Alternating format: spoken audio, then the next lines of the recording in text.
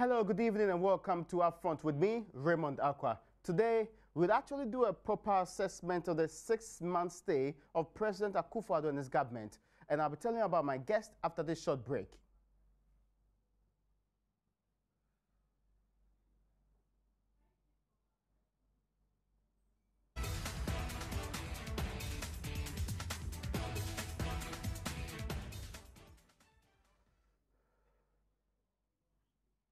You're welcome back. This is UPfront. We'll cut through the spin and bring you the facts connected to this government's 6-month stay in office. And one better person, you hardly get him to speak on these matters. That's when he got into parliament. Yabobi Asamoah was a former deputy director of, what they call it, of communications of the NPP. Very close to Nana-Addo as an aide for a very long time. And he's with us here in the studio. He's a member of parliament for Adenta, a place he struggled to be their MP after losing to Francis Essiam some time ago and finally getting the slot and representing the people. You're welcome, sir, to UPfront. Thank you very much, Raymond. I hope you're doing well today. Yes, I am. I haven't had a chance to ask you how you did it, but I mean, you did well. You tried several times, but I ended up becoming a representative of the people of Adenta, replacing Niawa Shimo. That's right. How does it feel being MP? It's a mixed bag, let me put it that way. Yes, expectations are entirely different. There are institutional expectations, there are party expectations, there are private expectations, and essentially some of the expectations collide with the space that you're actually allowed to work in. I see. Yes. And besides Parliament, what else have you been doing? Now my hands are full with Parliament. I'm learning the game. That's interesting to know. I mean, the House you joined, probably you joined at a time that was full of scandals, right? From its beginning, scandals to do with energy minister, scandals to do with more recently national, what do you call it, lottery authority. Do you find that the perception many outside Parliament have about this particular House is true? That it's a toothless bulldog? The House is actually full of people who mostly will say, yeah to everything, and in a nutshell, a rubber stamp? I don't think so. Even when I was outside the House, I always stopped short of saying it was a rubber stamp. And now that I'm inside, I am more convinced than ever that probably we are more constrained by the rules of engagement than many people think. And that if the rules of engagement were tweaked a bit more, in favor of the parliamentarian standing up and better defining the role of the parliamentarian, we would get places. For example, the quickest one that many of us overlook is the status and role of the parliamentarian within a constituency, where the parliamentarian is elected and therefore is a repository of all expectations, but at the end of the day doesn't have the financial and fiscal capacity to deliver on the expectations. The parliamentarian has to work with other agencies who have that clout, whose priorities may not be that of the parliamentarian. The Dean of Gimpa Law, Akufo-Addo, says you allocate unto yourself an illegal role, and that's a development partner. And that's where the problem is. Well, the problem is because you are the one who is elected at local level, and local people want development. It's about changing their lives. It's not because you make promises. You actually promise them roads. You know you cannot build roads. You promise them school. You know you cannot build school. You promise them that you lobby to get the roads. When there is no... Because that's your role. But that's not what you say to them. I will lobby. You said I will get you. Yeah, but that is what is misunderstood. Probably we should focus on what a lobbying process means. Maybe that's the missing link. Okay. Why we are not focusing on lobbying. And some of these things you talk about being scandals and otherwise, you know, have we really looked at the lobbying process and determined who the target market is for lobbying? Maybe our only target market is the executive, given the current structural situation Parliament finds itself in. So you engage the executive, and if you're facilitated to do your work with the executive and do it effectively, you are said to be mired in scandal. So there are issues. I think I would rather not run away from them.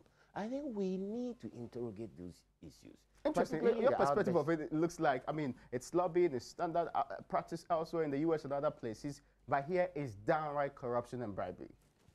Here, it is time we completed the loop of democracy and determined who is responsible for what. As His Excellency the President has said, if we are to vote for mayors MCs and DCs at local level, yeah, then they would be directly responsible for these things. And the resources would come to them. Then an MP can actually focus on lawmaking. In that defined role, you can make a career of it. And in that sense, you rise or fall depending on how well you perform.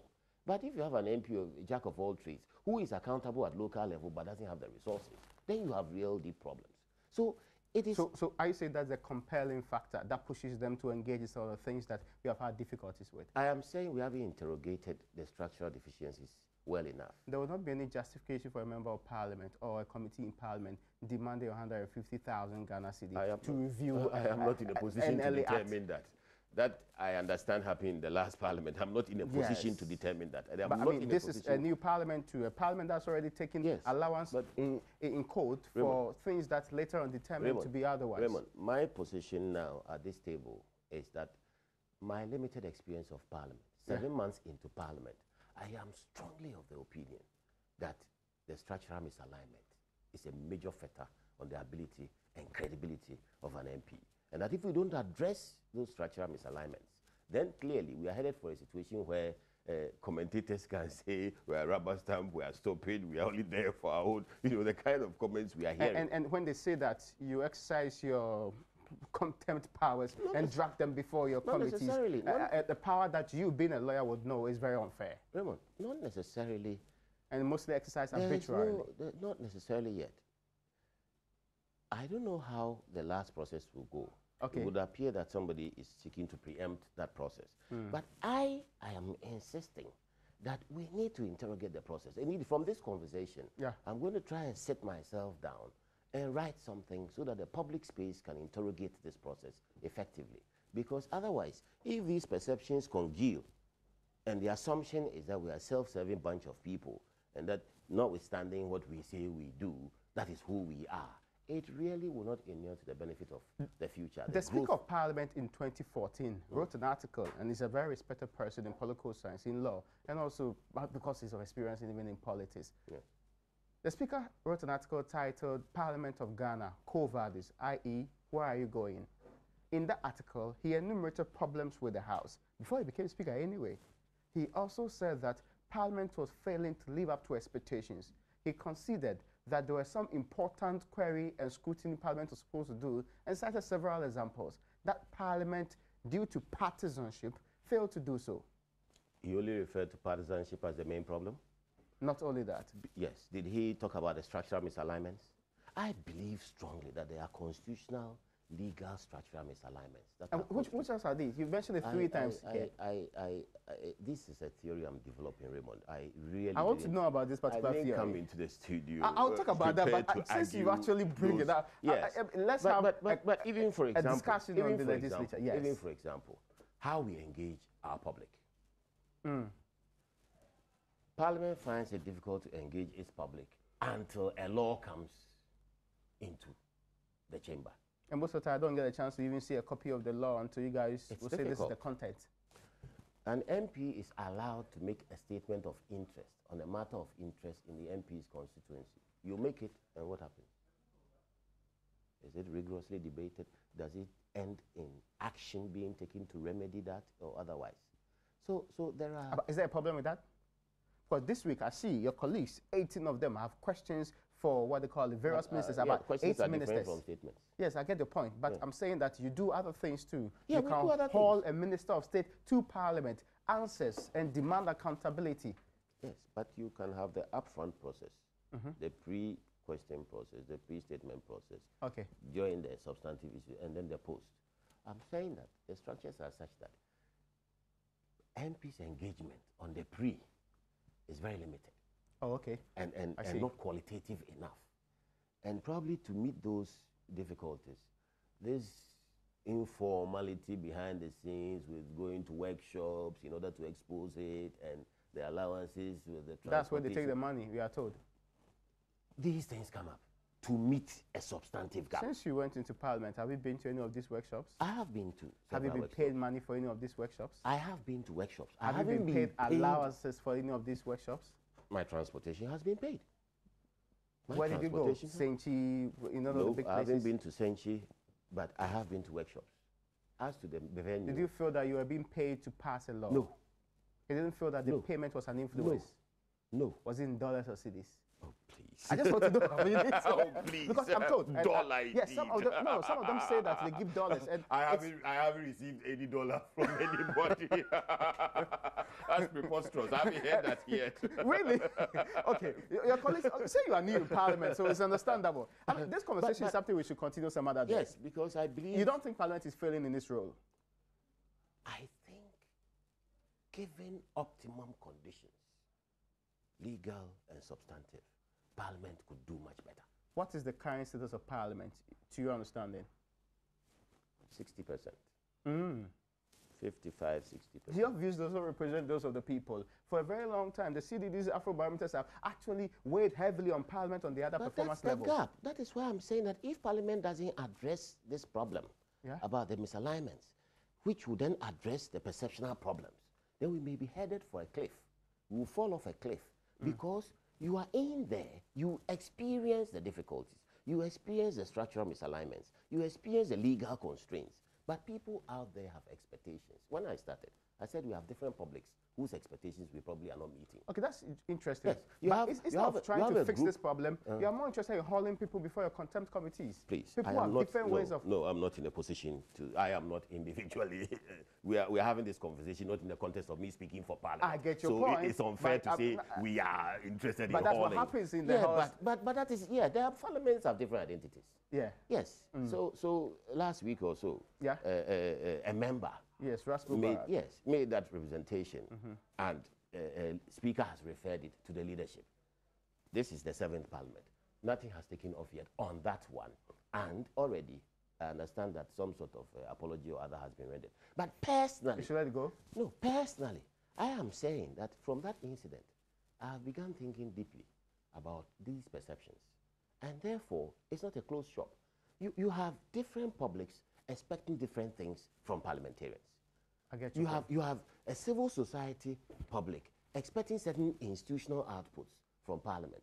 You have individuals expecting individual facilitatory benefits from MPs as individuals, but based on their status in Parliament. People expect you to be an arbitrator, down to even land issues, when it is none of your business to get involved in arbitrating who owns land or otherwise. Too much and too many demands on MP. People expect you to be an access to all manner of opportunities in the system. People, worst of all, sometimes think you are an ATM machine. And as soon as they tap you, something must come out because you are. But you knew of the demands way before. Your predecessors have talked about these demands. Yeah, that's why I'm saying that if we don't streamline the things, you see, in the absence of a clearly defined social net, capable of meeting the demands for shortfalls in education. People are not necessarily extremely poor. It's just a system problem that we have. Okay. People need to educate their children, so they run into a problem. Their children may be in very good schools, they were taking care of them before, then there's a problem, and they have to look up to somebody. They look to the MP. Somebody started university, 2nd year, 3rd year, something has happened at home, depriving him of support. He needs to finish. He turns to the MP. They are not necessarily extreme poor people per se, but it's a social construct where you are the cynosure of everybody in the constituency. People who put you there expect you in their image to deliver certain things for them. We would have this conversation on Parliament and how it's delivering its roles. You say you're putting together an article. We hope that we can interrogate that particular article when it comes up. But let's now focus on the executive. Right. 6 months down the line, how has the president been doing? I think, given the constraints, which we underestimate, the president has done extremely well. And maybe we need to confront that as well. We underestimate the difficulties of transition. How? When an incumbent is in charge in our current system, the opposition is entirely excluded from the actual facts and figures and ongoing issues and policy and all that. So when an opposition party is trying to get into power, their policy promises, policy intents are founded on their engagement with the people and the perceptions of the difficulties and failures of the incumbent. without knowing the reality, the substantive issues within, right? So you come in and immediately the population starts demanding immediately what they voted you for, the policy promises you made to them. And then you are confronted by three major things that you didn't anticipate. You are confronted by a need to do a policy audit. Okay. You come and meet certain things that are going on. The government is doing this. Are you interested in doing those things? Do they gel with what you promised? Can you just cancel them? This is a policy audit that ought to take time. It's a meticulous job. Hold on, but you can cancel them. I mean, the Constitution is very clear in the directive principles of state policy. Said as far as practicable, you can continue what the previous government did.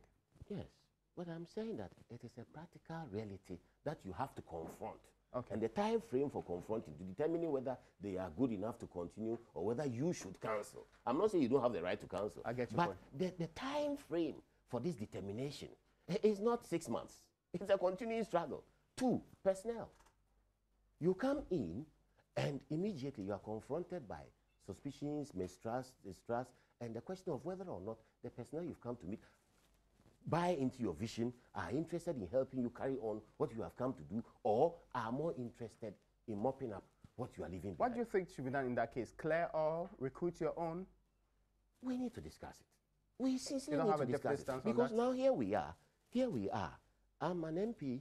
I have engaged certain public sector institutions. I have engaged certain ministers and otherwise. I have engaged other public sector institutions and others. There's a sense that while the MPP has replaced the very top level political appointments, you have a large mid-section whom you can't really determine. Are they public servants?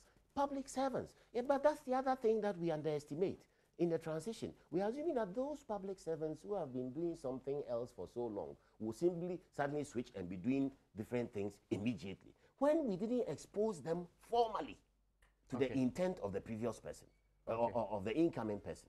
You know, where in the UK and other places, they have an interregnum where the policies of the competing parties, the manifestos, the intents of the competing, are referred to the public services during the campaign period for them to look at and give an analysis of in terms of integrating into ongoing processes. So that if you're lucky and you win, there's a head start. The public services are up to speed already. They understand what you want to do. They can appreciate that. Exactly. They can be the engine for pushing it to where it's supposed to be. But here you come in and you have to literally re-educate the services you have come to meet to carry out your vision and your agenda, whilst you are in charge already and people are expecting your output. It's tough. The third thing is assets. Assets are a big thing. How do you get assets sorted out so that the government has what it needs to work? Debt. Go to virtually every public sector and there is huge debt staring at you.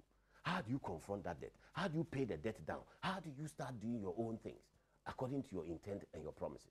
So, Raymond, when you add policy audits, personnel issues, and asset issues, then you have a huge process of transition, which we don't factor in when we are assessing the new person and his performance. This is not the first time the FPP has been in government, if you want to be clear in our minds on that one.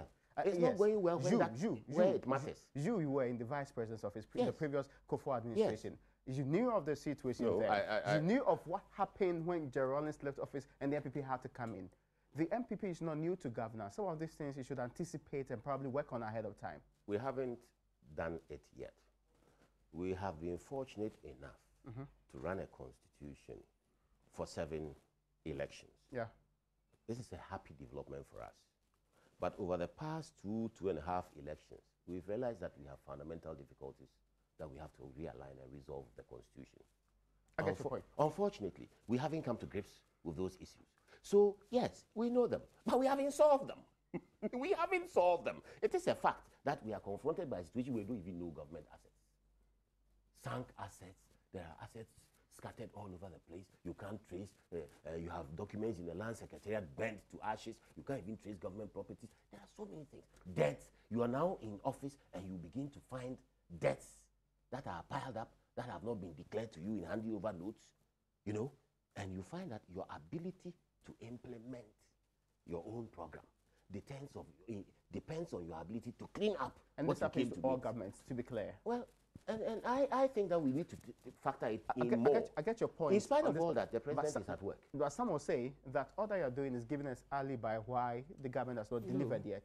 No, I'm saying that. Has anybody ever told you about this before? The way I'm putting it to you. And not necessarily it's not in those terms. alibi. Yeah. It is a reality check. And if it's not being Which communicated... I want to believe the MPP should have known. If it's not being communicated, listen to the president. He was very honest. He said, some of the difficulties I didn't anticipate. But now that I'm in charge, but in spite of that, I'll move on. I get your point. Yes. But so many people asked the NPP when he was rolling out the very big promises, when he was rolling out the very important, and actually some of them really important, education, agriculture, some of them we can't do without. But some people demanded that government in waiting ought to be modest because you don't know the real situation. What is you can't just what is a big promise? What is free education? Yeah, free senior high school education. We are going to implement it in September. That particular policy has gone through so many changes. We are going to implement it in September. It started as for all. Secondly, we're given items that are going to be selected. Then we moved on to making this particular policy now only for first-year students. That's a dramatic change from the original plan. Raymond. Yeah. If by the end of the term of Nana Addo Dankwa Akufo-Addo in 4 years, everybody in the SHS stream is attending school free, he has more than delivered on that promise. You have to start from somewhere. But you have to build it from somewhere. You have to have a foundation. And the foundation is that the entry for this year, September, is going to happen. And that is all we need. Okay. He has promised that beginning of the school year, the nursing and training allowances that we promised are going to be paid. We have come to grips with Was there a promise to do it in the first 3 months? Was there a promise? But that is why, I don't even recollect that it was the first 3 months, but that is why I'm telling you now that as a society, if you have a political system that entirely closes off a potential government, only for it to come to grips with what is at stake whilst it is directly in government, it's a danger to all of us. It is a genuine danger to all of us. We must have a political system that is open and inclusive enough to ensure that objectively, any political party which desires to come into government has access to quality, adequate government information in order to fashion its programs. And also in order to influence and impact the policy positions of the ruling government. We are in July. Yes. We will soon be in August. That's barely 2 months from now. Yes. Do you really know, for example, all the items that will be absorbed on the list considered to be free? I believe it's been published. How many? And the education minister would have stated it already. Is it all the 16 items that will be absorbed? I have seen something on the internet. Yeah? Because it's on the internet, I'll not stick my credibility. That's my point. Yeah. You're a member of parliament. That information should have been at your doorstep because you are the people's representative. I'm saying that if anybody should understand the policy better, you should have been fed with enough information. Excellent. How do you expect people to come along so when now, you've not fed the people So with now the you realize that I'm constrained as a member of parliament. That's where we began you're also from. A member of that is where we directly. began from. That is where we began from. You're also a member of government indirectly. You see that I'm constrained as a member of parliament. That is where we began from. I get your point. Yes. You see, but we cannot underestimate what Nana Addo has been able to achieve so far. I'm just wondering where the achievements are. I've just been wondering, where are the achievements? Where are the achievements? Yes, that's the question. Have you looked at Galamsey, which is headline now? Yeah. Have you looked at it? Yes, I have. Do you think we haven't done anything of note? A man who has put his credibility on the line. Still happening in this republic today. Yes, but it is now being fought credibly. This is a man who says that I will not relent in this fight for political reasons. I will not allow perceptions of electability or non-electability in 4 years to detract from what I have to do as president. And what do I have to do as president? Sorry, deliver but there was a BNI report that stated some chiefs across the country were involved. Nothing happened to these chiefs. I am not privy to that BNI report. I am not in a position to determine what will happen to anybody. All I'm saying, and I doubt if you dispute me, is that political commitment to that fight is the strongest and highest we've ever had since this became a major problem. Galamsey is basically famous because the media bought into it. The media actually supported it. We were scared that we were running out of water, and our water and most resources were being plundered by people sometimes who don't even belong to our country. This media? The same president. How? This is the man. The Ghanaian media is not being the creation of the presidency in any way. This is the man who helped repeal criminal libel. Yes. And after that repeal, there's been a boom. But there's still civil and libel. There's been a boom. No. Who cares about civil libel? Who pursues it anyway? And if you do, the courts are there. That's part of his rule of law. The important thing I'm saying is that because criminal libel was repealed, we've had a major boom in media. And now we have a situation where that plurality is driving serious cooperation with government. So if it's not a liberalization of the sector rather than the criminal libel repeal, if media attention marries political commitment, and we tackle a major social problem like Galamsey, what's wrong with it? And the political commitment from the presidency is what supersedes all of these but achievements. He has demonstrated it. I see. He has I thought it would be a it. collective, or what they call it, agreement that we all did it together, not necessarily an achievement of the government of the day. There must be leadership. No. Nanado and I've not seen the opposition party oppose it anyway. Nanado said that this was not about achievements. This was about accountability for what he had done for the past 6 months. Okay, so he accounted for Galamsey in this case. Yeah, he accounted for his actions there. And he said that he will be politically credible and offer strong leadership when it comes to fighting that menace. And that we are not against mining, we are not against leveraging our natural resources, but we must do it in a responsible, modern way that takes careful care of the environment and preserves it for future generations. It couldn't be clearer. Is there anybody that has been prosecuted successfully today for engaging in illegal mining? I am not in a position to tell you. I haven't followed that part. Does that not tell you how we are fighting this? Is that the approach they used? Were they using a criminalized approach, or they were using stop and restructure? Arrested. We know some people were arrested. Well, I am not in a position because, unfortunately, I'm neither involved with the Committee on Mines or the ministry as it goes about its work. But it seems to have actually been bold enough to present that the president is doing a lot in terms of the fight against Galamsey. Yeah, but Raymond, I just want to see that beyond the media hype, is that really a fight on the ground today? But isn't there? Have you seen the pictures of the rivers that are resuming their flow? Have you seen the Chinese who have been taken to court? Have you seen... In the year 2013, we arrested close to 1,000 Chinese in this republic. We shipped them out of the country back to their homes. But if it's just arrest of Chinese, we've done it before. But why wouldn't you give the president's initiative a chance? You are involved as well. Why wouldn't you let it fail before you become cynical and skeptical? No, I'm not. And to be clear, I'm not at all. You can't let it fail. Yes. We can't afford to let it fail. I'm just saying that is why the president was bold enough to say that I am putting my presidency on the line. And that there can be no stronger political commitment to this. And the president met the chiefs in a workshop under the ministry, including the religious leaders. You saw that. I get that point. And he made that point very clearly, that we are totally responsible. We are the leaders of this society. And we have a moral duty, an obligation, a constitutional obligation to protect this land for the future. My last question to you on this is, what did the NPP's manifesto say about the fight against Galamsey? We are going to regulate it properly. You spoke about small-scale mining, not Galamsey. No, Galamsey is illegal. Yes. Galamsey, as in those who don't have licenses. Yes. It's illegal. Or those who are doing it even wrongly. Yes, it's illegal. About. Because some people have licenses and overstep their bounds. Agree it's illegal, but it didn't put in policies to clamp down on those who are engaged in the act. When we say we are going to regulate it, it means that you will get rid of the illegalities and you will make sure that those who are legal work responsibly under controlled conditions. I get your point. And that is why today, this morning, the Minister for Lands launched the multi-approach to resolving it in Takwa. MMIP. You followed that? Yes, very much. So we are on course. We are seriously on course where Galamsey is concerned. The president is doing marvelously well, protecting the environment and ensuring that our mineral resources are extracted responsibly, because he's not against mining. How much was dedicated in the budget to the fight against Galamsey? You want this off the top of my head? I just want to. Unfortunately, I'm not a math person.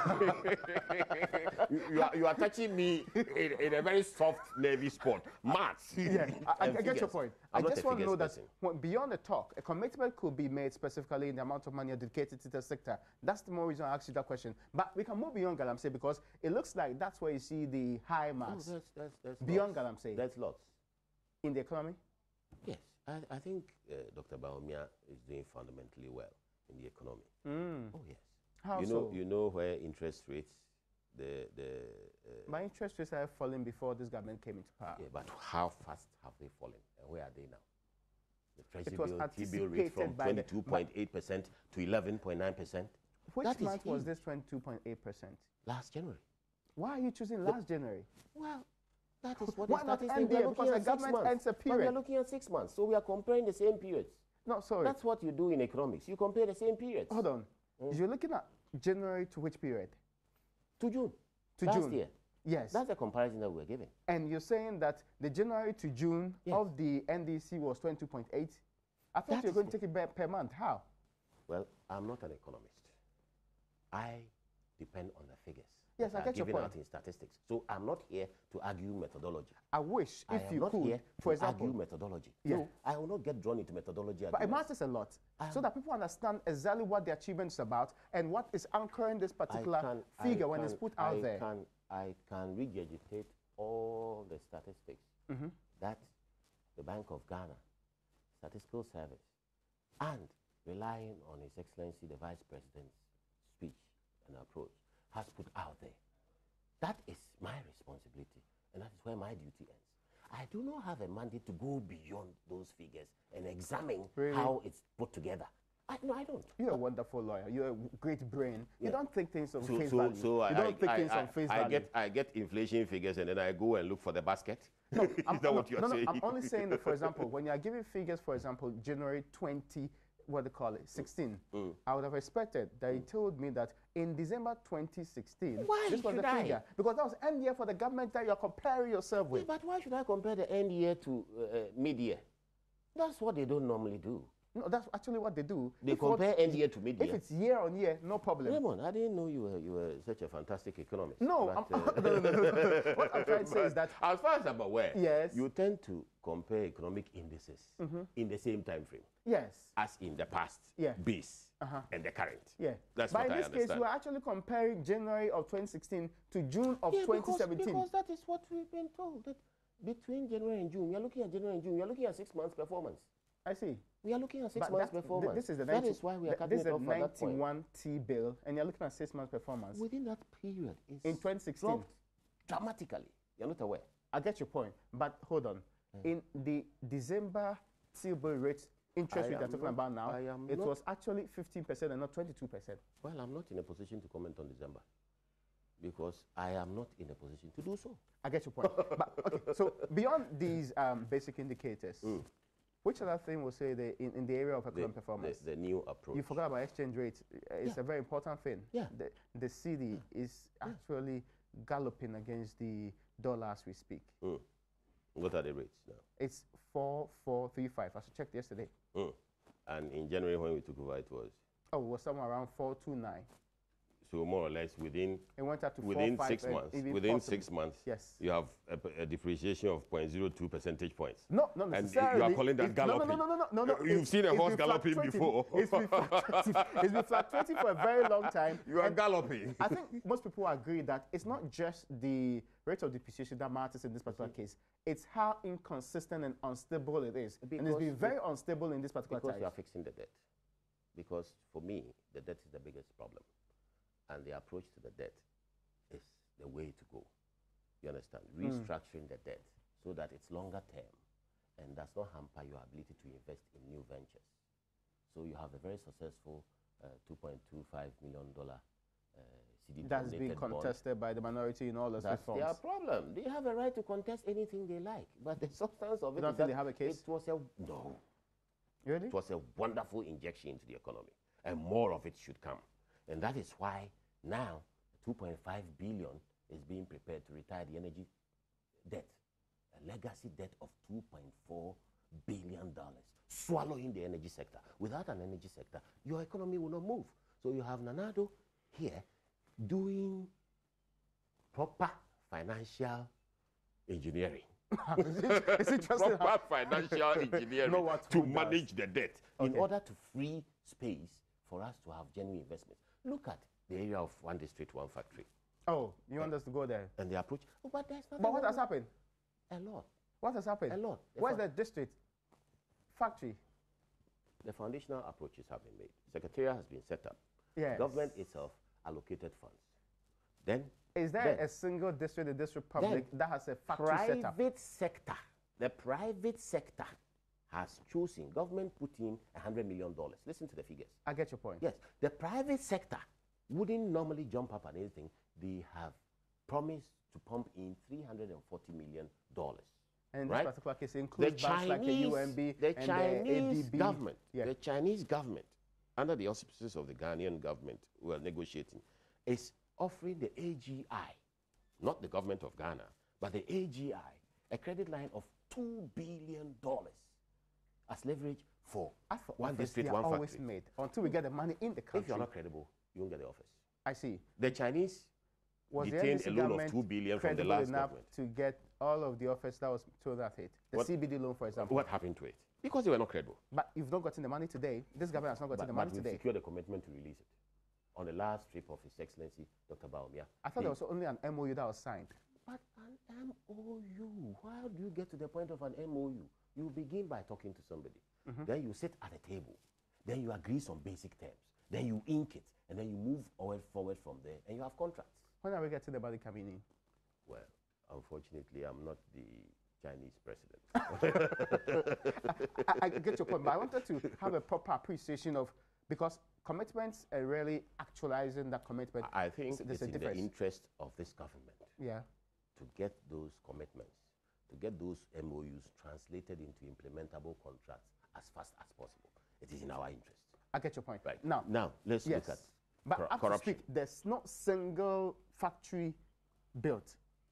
Again, I am not in a position, as I sit here, to determine that. If I was to speak, if I was to speak to that, you see, I can't be expected to be because I've not heard anybody from the Ministry of Trade and Industry state that. In fact, what they have done is told us where it's likely to come from and where it's likely to be located and which factories and possible jobs that will be created. So in 6 months, if you have been able to do that and be able to line up the money and the technical support, what's wrong with that? It's a major achievement. In 6 months, from project, projectizing, pre-feasy, feasy to implementable stage, bankable stage, invest money in it. Some projects take years. You've invested money in it? But you have monies lined up. Commitments made. Commitments made that are ready to go into bankable projects. If already the general with timelines that are known to us currently. It depends on the individual enterprises. I know there are very, very many people working very hard to deliver on those timelines because this is a wonderful opportunity for industry. Yeah. My hometown is Mankasim. In Infancy Worst. Which factory are we looking at? I wish Akufo-Addo was here. My mate in Parliament. Yeah. He has very many brilliant ideas. It doesn't have to be one factory. It doesn't even have to be a new factory. I see. For example, in Adenta, which I'm familiar with. Yes. Unfortunately, I'm not in Mankasim. I hope you don't plan to be an MP in Mankasim because the call will not be abused. In Adenta, yes, I know of several enterprises that would benefit tremendously from support. People who are producing natural juices. There's even somebody producing chocolate from scratch in Adenta. Buying beans, roasting, grinding, mixing, and chilling into chocolate bars in Adenta. If he is to be helped and lifted to another level, then you have a huge enterprise already. Gaining employment, gaining foreign exchange, gaining technology transfer. Visions and missions are great. No, this one is there. This one is there. This one is there. Okay. So I am interested in investing one district, one factory in that. It is there. It is there. So people should come for jobs from you invariably. No, Ghanaians should have belief. Ghanaian entrepreneurs, this is our opportunity. Ghanaian entrepreneurs should stand up. Ghanaian entrepreneurs should become record keepers. Ghanaian entrepreneurs should hire technical people to finesse what they are doing in order to access these monies. Were you because shocked? the government is credible. Were you shocked when the president stated categorically that he cannot state the number of jobs that have been created? Why was I shocked? Because he spoke the truth. He's a very honest man. He spoke the truth. Our institutional Is it because system, he's not familiar with what's happening in the various departments? No, it's because our institutional systems need a shot in the arm. It's because what he inherited is not up to speed. It is because of that divide I spoke about. We underestimate. Just last week, the YEA told me here that they've actually recruited more than 1,500 people for some different modules they are currently running. Yes. That's jobs? Yeah, but that's jobs. But that's just one aspect of the entire economy. You asked him about jobs in the entire economy. Yes. You didn't ask him about YEA only. So the president sought to tell us what's been happening in 6 months. He could not gather the economy to give us an update on what's happening. At this point in time, yes, his 2 or 3 biggest issues to do with the economy. 1, dealing with the mess, the rot of the debt. 2, sorting out the energy sector. And 3, whilst doing these things, being able to still invest quality money in campaign policy, which has to be translated. Campaign policy intent, which now has to be translated into implementable campaign policy. These are very big picture issues, very large issues. They are not micro level issues. I see. That's interesting to know. I mean, there's another big discussion that's supposed to be happening in this country. The president did do apologies, first and foremost, for the talk of officials. For example, the deputy trade minister was bold enough to say people were whining. The president apologized for that. How many times is the president going to apologize for the missteps of his officials? Why not sack them? Was it He's bold. He's a tough man. Everybody knows. You know this whining business. Yes. I've also heard people who say that if you were sitting in the hall itself and following the discussions, you would not or may not necessarily have been offended because it was in a certain context. Oh, the response from one of them did not indicate so. Exactly. The response from one of them. Yeah. It was a hall full of people. Yeah. I'm not denigrating anybody. And I'm not saying he behaved properly. Okay, that's the point I wanted to get from you. I'm not saying he behaved properly. But I'm saying that sometimes to ask of the president to take certain dramatic gestures in certain off situations is probably asking too much. Really? Oh, yes. I don't believe that this particular matter is not something that the deputy minister couldn't be forgiven for. But it shows, and it's an abject lesson to all political party holders. And I think our national youth organizer made a very, very brilliant submission on this. I don't know whether I'm in a position to repeat exactly what he said. He said that if the man has a problem with taking his phone calls, he should actually take the full step president. He said that they apologized, but he cannot do the same thing. That is the literal translation. Oh, that's what he said. Yes. But I want to go beyond it. Yes. In the sense of what it means for appointees and all of us. That this is a responsibility that has been conferred on you because the president believes in you. And the president embodies the entire Ghanaian populace. And so when Ghanaians come to you for solutions, be it through the phone call, be it through knocking on your front door, be it through flagging you down in your constituency, you have a duty and responsibility to manage the processes. I get your point. Yes. I want us to move to corruption because it's a very big issue. So far, what has been done? The Special prosecutors bill in parliament? President and his ministers, other officials have declared their assets. All of them? Unequivocally. The president stated categorically that he knows for himself and the vice president. He said he hoped that the other ministers are declared same. Are you convinced that they have all done so? That is a regime that is again a gap. That if we as a society demand asset declaration, we are not able to follow up and determine who or who has not declared their assets. That's a gap. Should we make it public? So that's the first thing. Should we make it public? No, I'm not going into that debate. You have asked a specific question about a broad area, corruption. Yes. As to making what public? Making the Assets declaration declared. public, the internal material public, not the or content the act of it. of The fact that delivering somebody has done so. We can debate it. I want to know from your very I'm specific not in a position stance. to debate it now. I didn't come to the studio to debate that. No, because it's an important fight against It corruption. is. And It when is. it's shrouded in secrecy, and when I cannot, the people of this republic cannot access it, Raymond, how do you convince us that even the president has done so? I am no stranger to the fight against corruption. Very much so. And that's I why am the I am founding shocked that executive secretary of Ghana Integrity that Initiative. is why I am shocked that I you are am the not bold founding- enough to It's make not a about declarative statement on boldness. this matter. It's not about boldness. It's not about boldness. Because I know at you all. not to be a There timoroso. is nothing gray. There is nothing black and white about governance issues. Really? Yeah. This is a very interesting stance. Yeah, there's nothing black and white about governance issues. I'm telling you. And this is corruption you're talking about directly. No, we are talking and about corruption. And the fight against corruption. Yes, and we are saying that we have a regime that is unsatisfactory to the extent that it shows these gaps. Yeah. You have raised that. Yeah. Now, we must confront it as a society. We must get to grips with it and determine and go through the processes of passing rules that work. I am a systems anti-corruption person. I am a systems anti-corruption person. I don't believe in naming names for naming sake. I believe that if the systems are right, you remove the incentive for being corrupt. So you have positive and negative incentives. Now the president has brought the public prosecutors bill to parliament. Okay. How are you going to pass that hurdle? Article 88. It actually puts all the powers of prosecution in the hands of one attorney general. And now we're talking about an independent person. Some say that unless you amend that particular constitutional provision, this is actually a dead cause. I am salivating at that fight. We are going to pass it. I am salivating. How are you going to do that? Because we will do it based on the content of the law and the necessity for the public to have an objective instrument for fighting corruption. Then we can stop this. Would you repeal the law? Why are you asking me that when the thing is not even on the floor of the House yet? Really? Yeah, we have to debate it on the floor of the House. I get your point, but I want your opinion proud to that. Please, I'm a member of the committee that's going to deal with it behind closed doors before it comes to the floor. You have received copies now. I should have my copy by tonight. Have you reviewed the copy? By now, I expect my copy to be where it ought to be. And you insist that you still pass this law? Raymond, we need it. Regardless of what the questions have been raised about we need an objective process for dealing with corruption that gets rid of the self-serving, sanctimonious accusations of witch hunting and all those things that come up where and when the Attorney General of an incumbent government goes after post-incumbency personnel. Everybody starts screaming witch hunting. Then people get away with it. Then, of course, that infects the incoming regime. Because if you can get away with it, why not me? So, in principle, I think we need an institution, we need an organ, we need a legal framework that can objectively say that it cuts either way. It cuts all ways and is not influenced by anybody.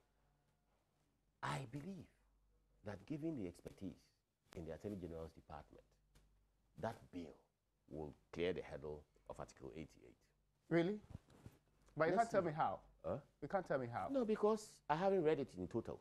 Okay, I get a point on that particular note too. There is this big thing about security under the presidency of Nana Dankwa Akufo-Addo. Yes. From the lens, and he apologized for the conduct of the Delta Force, the Invisible Forces, the rampaging youth of the NPP. Yeah.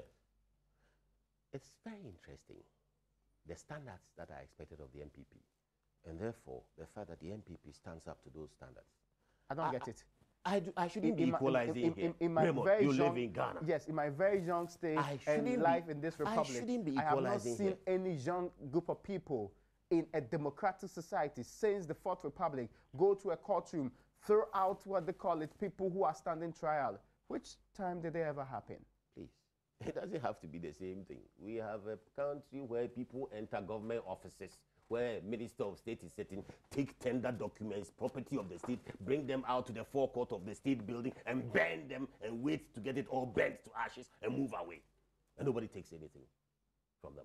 We have a situation where youth bar the president of the republic from entering a region and the president is unable to enter the region and moves away. And he controls security in the region. We've seen worse. But really? It's not justifiable. Nanado is saying that as far as the standards of the NPP are concerned, rule of law is it. So it's unfortunate if you overstep the bonds. That's what he's apologizing for. But he's not apologizing for them to be let off.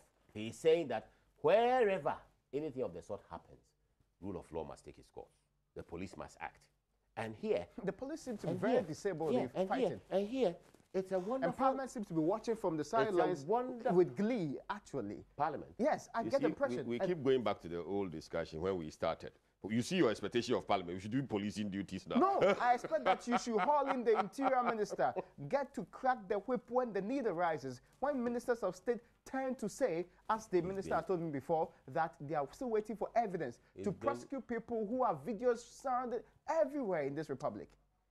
Nanado's posture on rule of law is the most glorious as a nation that we The evidence is what, specifically? The evidence is that he has invited the institutions concerned to step up to the plate. Invitation? Yes. Nobody has to remove or not refuse you to do that. He's saying, rule of law. It's a process. My brother, there's rot. You don't, even if you are going to paint over it, it's best you scrape it. Yeah. It's best you scrape it. So this is a scraping process. This is a scraping process. This is process. Okay. There must be process. The cleaning up. I'm very passionate about rule of law. You see, our biggest problem in this country is impunity. People doing what they choose to do because the law. And it seems to have gotten to the hilt, according to Dr. Enin, under the NPP today. That is why we are fortunate enough to have a president who believes in the rule of law. And that is why we must step up to the plate and take him at his word and apply the rules and demand the strengthening that will enable us to carry the rules out. That is why we are fortunate to have a man who believes in the rule of law, who accepts the rule of law, and who is not willing to condone illegality. That is why Nana Addo is important. If you were to be president and this particular impunity is happening, what would you have done differently? What are you talking about? I'm asking a question. I'm a member of parliament for an entire constituency. I'm asking a question for a very good reason. Because there are some who of the firm believe that so far as it happens to be political crime, nobody will get to the bottom of it. But that is that perception. Perception? No, if we don't remove it. The 8 that were freed in the Delta Force case is an example of how shoddy work can be done, influenced by politics. Raymond, if we don't remove that process, perception or substantive, our democracy is going to fall off a cliff. And I'm telling you that now in Ghana, one leader comes along sometimes. The one leader who has come along, who offers us the best possibility of fighting impunity and bringing the law to the fore is Nana Addo Akufo-Addo. Let's take him at his word. Let the institutions step up. Let them begin the arrest. Let them do the prosecutions. Of course, all through the proper administrative procedures. Administration of justice, processes and procedures. Let them do all those things. And I can assure you, Nana Addo will not come up and say that, release that one because he's my boy. He said it earlier, we all laughed. He said, if you mess up, don't go to my wife.